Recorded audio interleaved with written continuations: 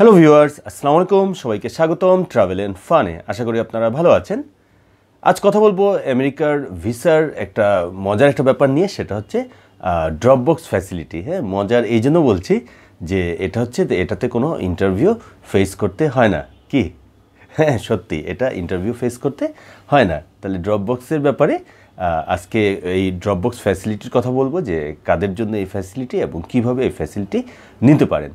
তাহলে শুরু করার আগে একটা অনুরোধ জানাচ্ছি, যারা ট্রাভেল এন্ড ফানের সদস্য আছেন তাদের তো অনেক অনেক ধন্যবাদ, আর যারা নতুন দেখছেন তাদেরকে ট্রাভেল এন্ড ফানের চ্যানেলটি সাবস্ক্রাইব করার অনুরোধ থাকলো। তাহলে চলুন শুরু করা যাক। যেটা বলছিলাম যে আজকে কথা বলবো আমেরিকার ভিসার ব্যাপারে, এবং সেটা হচ্ছে ড্রপবক্স ফ্যাসিলিটি। তাহলে প্রথমেই জানা যাক যে ড্রপবক্স ফ্যাসিলিটিটা কি। নামটাই শুনেছে, ড্রপবক্স। হ্যাঁ, ড্রপবক্স ফ্যাসিলিটিটা হলো, ধরেন একজনের ভিসার মেয়াদ প্রায় শেষের দিকে, অথবা ভিসার মেয়াদ শেষ হয়েছে কিন্তু মানে 1 বছর হয়নি। হ্যাঁ, এরকম যার আছে, এবং 2008 সালের পর থেকে যার ইউএসের ভিসাটা আছে তারা এই ফ্যাসিলিটিটা পাবেন। তো যাদের আমেরিকার ভিসা আছে, খুব শীঘ্রই হয়তো ভিসার মেয়াদ শেষ হয়ে যাবে, অথবা ভিসার মেয়াদ শেষ হয়ে গেছে কিন্তু 1 বছর পূর্ণ হয়নি, এরকম যদি কারো থাকে তাহলে তারা ড্রপবক্স ফ্যাসিলিটি নিতে পারেন। তো ড্রপবক্স ফ্যাসিলিটিতে যেটা হলো যে আপনি আপনার আবেদন করবেন, পাসপোর্টটা জমা দিবেন, এবং এটাতে হচ্ছে যেটা ইন্টারভিউ ওয়েভার পাওয়া যায়। সাধারণত ড্রপবক্স ফ্যাসিলিটিতে ইন্টারভিউ নেওয়া হয় না। তো এখন সবাই কি এটা পারবেন? সবাই আবার পারবেন না। এটার একটু গাইডলাইন আছে, যেমন একই টাইপের ভিসা হতে হবে। যেমন ধরেন আপনার B1 B2 ভিসা আছে এবং এটা ভিসার মেয়াদ শেষ হয়ে গেছে, অথবা খুব শীঘ্রই এটা শেষ হবে। তো এই ক্ষেত্রে আপনি যদি ড্রপবক্স ফ্যাসিলিটিতে গিয়ে F1 ভিসার জন্য আবেদন করেন তাহলে কিন্তু হবে না। মানে ভিসার টাইপটা সেম হতে হবে। যদি B1 B2 হয় তাহলে ঠিক আবার B1 B2 ভিসার জন্যই আবার আবেদন করতে হবে।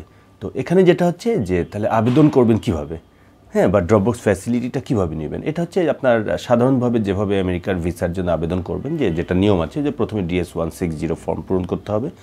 DS-160 ফর্ম পূরণ করার পরে যেটা হচ্ছে আপনাকে ব্যাংকে টাকা জমা দিতে হবে, ব্যাংকের এই যে ভিসা ফি দেওয়ার পর এরপর যে কাজটা সাধারণত হয় সেটা হচ্ছে ভিসা ইন্টারভিউ ডেট, আপনার শিডিউলটা নিতে হবে এবং তারপর ভিসা ইন্টারভিউর জন্য যেতে হবে।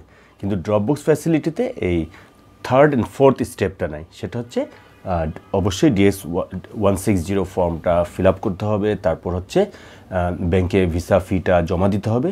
জমা দিয়ে এরপর যেটা করতে হবে, ও ড্রপবক্স ফ্যাসিলিটির ওখানে লেখা থাকে, যখন রুলসটা বললাম যে 1 বছরের মধ্যে হতে হবে, হ্যাঁ, এরকম। তো সেটা আপনার তখন আপনাকে যেটা করতে হবে সেটা যখন বলবেন তখন আর ভিসা ইন্টারভিউর এই সেকশনটাই আসবে না। তখন যেটা আসবে যে ড্রপবক্স ফ্যাসিলিটির এটা আসবে, এবং ড্রপবক্সে এটা একটা গাইডলাইন থাকবে, এবং সেখান থেকে আপনাকে বলা হবে যে জাস্ট এটা আপনি প্রিন্ট আউট এই কনফার্মেশনটা, আপনি ড্রপবক্সের জন্য এলিজিবল, তাহলে এই কনফার্মেশন পেজটা নিয়ে আপনাকে যেতে হবে VFS গ্লোবালে। সেখানে জাস্ট আপনি ওই কনফার্মেশন পেজটা দিবেন, আপনার পাসপোর্ট জমা দিবেন, এবং তারপর কি করতে হবে? অপেক্ষা করতে হবে। তারপর আপনার যদি এর আগে যে USA গেছেন এবং সেখানকার আপনার যদি সব কিছু যদি ঠিকঠাক থাকে তাহলে আপনি ভিসা পেয়ে যাবেন। আর যদি এর মধ্যে ভিসা অফিসার যদি মনে করেন যে কোনো কাগজপত্র দেখতে চাইছেন তখন ইমেইল করে জানাবেন, কোনো কিছু যদি দেখার প্রয়োজন পড়ে। তো সাধারণত সব কিছু ঠিকঠাক থাকলে আপনার কিছুদিনের মধ্যেই আপনার আবার VFS গ্লোবাল থেকে একটা মেইল পাবেন যে ওকে আপনার পাসপোর্ট ভিসা সহ রেডি আছে, এসে আপনি নিয়ে যেতে পারেন। তো এই জন্য প্রথমেই এটা শুরু করলাম যে এটা একটা চমৎকার একটা সুযোগ। তো যাদের আমেরিকার ভিসা আছে, ভিসার মেয়াদ প্রায় শেষের দিকে অথবা 1 বছর আগে শেষ হয়েছে কিন্তু 1 বছর পূর্ণ হয়নি, এরকম যারা আছেন তারা আপনারা ড্রপবক্স ফ্যাসিলিটিটা নিতে পারেন। তাহলে আজকে এ পর্যন্তই। তো ড্রপবক্সের ব্যাপারে কারো যদি কোনো প্রশ্ন থাকে তাহলে কমেন্ট সেকশনে লিখতে পারেন। তাহলে সবাই ভালো থাকবেন, সুস্থ থাকবেন, ট্রাভেল এন্ড ফানের সাথে থাকবেন। আল্লাহ হাফেজ।